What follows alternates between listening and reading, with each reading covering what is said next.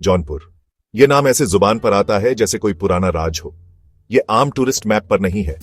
यहां कोई 5 star hotel आपका ध्यान खींचने के लिए चिल्ला नहीं रहे हैं। बस एक शहर है, उत्तर प्रदेश में कहीं, अपनी ही धुन में गुनगुनाता हुआ। मैं तब पहुंचा जब सूरज, एक धुंधला नारंगी डिस्क, सुबह की धुंध से जलना शुरू ही कर रहा था। हवा में नम मिट्टी और लकड़ी के धुएं की खुशबू थी। मेरा मिशन सिर्फ 24 घंटों में इस जगह के बारे में सब कुछ जानना। कोई गाइड नहीं, कोई आइटिनरी नहीं, बस अच्छे खाने की तलाश और थोड़ा खो जाने की चाहत। सबसे पहले ब्रेकफास्ट। आप किसी शहर को तब तक नहीं समझते जब तक आप उसका सुबह का खाना नहीं खाते। मुझे एक छोटी बेनाम जगह मिली जो एक होल इन द वॉल से थोड़ी ज्यादा थी। एक बड़े कड़ाही से भाप निकल रही थी। एक वॉक लाइक पैन उबलते तेल से भरा था। मेन्यू सिंपल था, काचोरी, जलेबी और फिर बेनिराम इमरती। जौनपुर की यह खास मिठाई सुनहरी, कुरकुरी और रसीली हर सुबह को खास बना देती है। मालिक, एक शानदार मूंछों वाला और आटे से सने हाथों वाला आदमी, ने मुझे सिर हिलाकर इशारा किया। सैविटा आइसक्रीम, जौनपुर की गर्मी में एक ठंडी राहत। यहाँ की मलाईदार आइसक्रीम हर खाने के बाद एक परफेक्ट मिठास है। यहाँ आपको केसर, पिस्ता, आम और चॉकलेट जैसे कई फ्लेवर मिलेंगे। हर कोई, बच्चे, बड़े और बुजुर्ग, यहाँ आना पसंद करते हैं। बाजार की भीड़ में सविटा आइसक्रीम की ठंडी मिठास एक रिफ्रेशिंग पॉज है। सविटा आइसक्रीम सिर्फ एक मिठाई नहीं, बल्कि जौनपुर की पहचान है। यहाँ की दुकान पर हमेशा भीड़ लगी रहती है। दोस्तों का ग्रुप, परिवार, सब मिलकर आइसक्रीम का आनंद लेते हैं। मालिक की मुस्कान और उनकी सर्विस इसे और खास बना देती है। अगर आप जौनपुर आए तो सविटा आइसक्रीम जरूर ट्राई करें। यह अनुभव आपको हमेशा याद रहेगा। शब्दों की जरूरत नहीं थी। वह जानता था कि मैं किस लिए आया था। उसने 2 फूली हुई सुनहरी कचौड़ियां एक पत्ते की प्लेट पर रखी, उन्हें अपने अंगूठे से खोला और ऊपर से एक मसालेदार आलू की सब्जी डाली। यह वह खाना है जो आपको जगा देता है, जो पीढ़ियों की कहानी बताता है। कचौड़ी एक रेवोल्यूशन, एक परफेक्ट क्रंच जो मसालेदार दाल के गर्म, नमकीन फिलिंग को रास्ता देता है। सब्जी टैंगी, गर्म और पूरी तरह से अनअपॉलोजेटिक थी। यह आपको गले से पकड़ लेती है और छोड़ती नहीं। फिर आती है जलेबी, चमकीले नारंगी रंग की तली हुई जलेबी जो चाशनी में डूबी हुई है। ये मीठी होती है, बहुत ज्यादा मीठी, लेकिन चटपटी कचौड़ी के साथ खाने पर यह एक कमाल का मेल बन जाता है। मीठा, तीखा, नमकीन, कुरकुरा, मुलायम, ये सब एक साथ है। मैं चला। जौनपुर की गलियां इतिहास का एक उलझा हुआ जाल है। आप एक मोड़ मुड़ते हैं और एक सदियों पुरानी इमारत के सामने खड़े होते हैं। मेरा पहला पड़ाव अटाला मस्जिद थी। ये आपकी आम मस्जिद जैसी नहीं दिखती। यहाँ आसमान को छूते हुए ऊंचे मीनार नहीं है।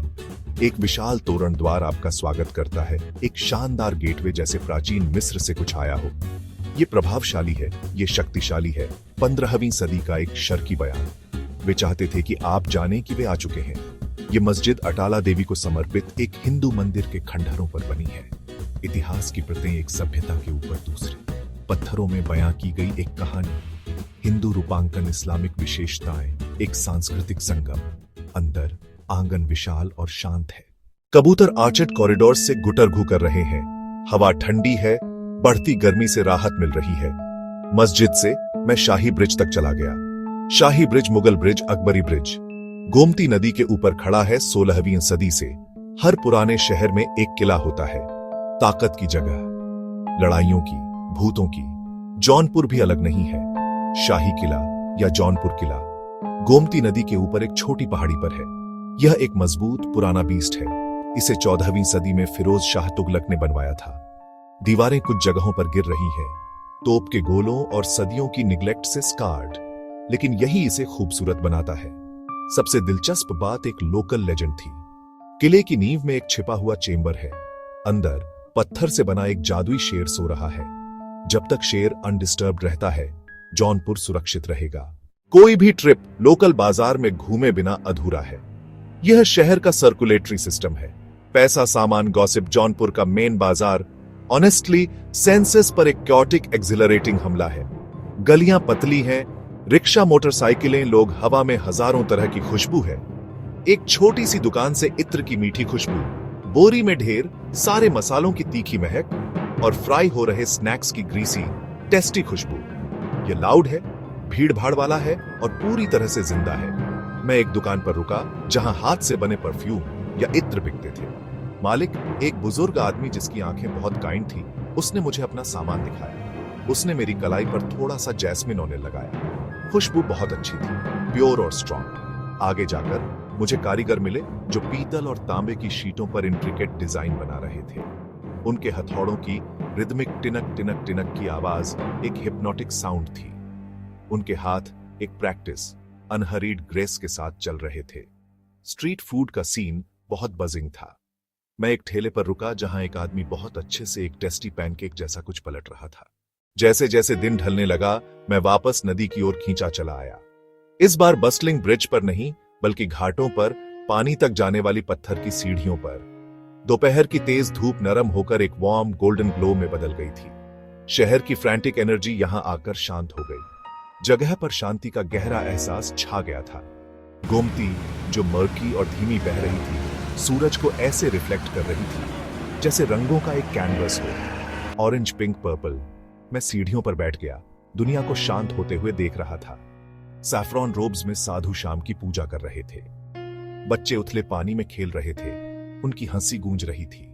एक परिवार ने एक छोटी नाव पानी में छोड़ी, पत्तियों और फूलों से बनी, जिसके बीच में एक छोटी दिया जल रहा था और वो दूर तैरती जा रही थी। एक सिंपल, ब्यूटीफुल पल। पास के एक आदमी ने मुझे अपनी फ्लास्क से चाय दी। उसे ज्यादा इंग्लिश नहीं आती थी और मेरी हिंदी, बहुत खराब है, लेकिन हमें शब्दों की जरूरत नहीं थी।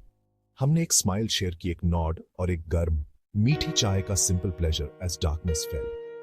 मैं 24 घंटे के लिए आया था, लेकिन मेरा एक हिस्सा इन एंशिएंट घाटों पर रहेगा, मेरे जाने के बहुत बाद तक।